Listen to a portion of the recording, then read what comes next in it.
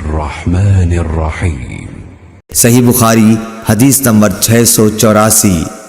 امام مالک نے ابو حازم بن دینار سے خبر دی، انہوں نے سہل بن سعد سعادی صحابی سے کہ رسول اللہ صلی اللہ علیہ وسلم بن عمرو بن عوف میں قباء میں صلح کرانے کے لیے گئے۔ پس نماز کا وقت آ گیا۔ مؤذن حضرت بلال رضی اللہ تعالیٰ عنہ نے ابو بکر رضی اللہ تعالیٰ عنہ سے آ کر کہا کہ کیا آپ نماز پڑھائیں گے، میں تکبیر کہوں؟ ابو بکر رضی اللہ تعالیٰ عنہ نے فرمایا کہ ہاں۔ چنانچہ ابو بکر صدیق رضی اللہ تعالیٰ عنہ نے نماز شروع کر دی۔ اتنے میں رسول کریم صلی اللہ علیہ وسلم تشریف لے آئے تو لوگ نماز میں تھے۔ آپ صفوں سے گزر کر پہلی صف میں پہنچے۔ لوگوں نے ایک ہاتھ کو دوسرے پر مارا تاکہ حضرت ابو بکر رضی اللہ تعالیٰ عنہ حضور صلی اللہ علیہ وسلم کی آمد پر آگاہ ہو جائیں، لیکن ابو بکر رضی اللہ تعالیٰ عنہ نماز میں کسی طرف توجہ نہیں دیتے تھے۔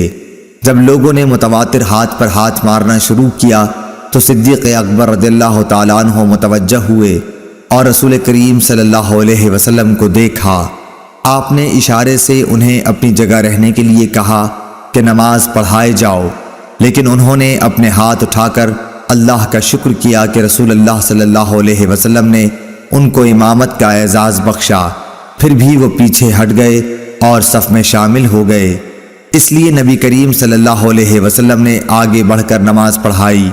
نماز سے فارغ ہو کر آپ نے فرمایا کہ ابو بکر، جب میں نے آپ کو حکم دے دیا تھا پھر آپ ثابت قدم کیوں نہ رہے؟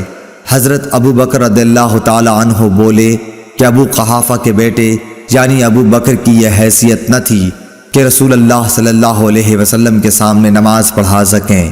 پھر رسول اللہ صلی اللہ علیہ وسلم نے لوگوں کی طرف خطاب کرتے ہوئے فرمایا کہ عجیب بات ہے، میں نے دیکھا کہ تم لوگ بکثرت تالیاں بجا رہے تھے۔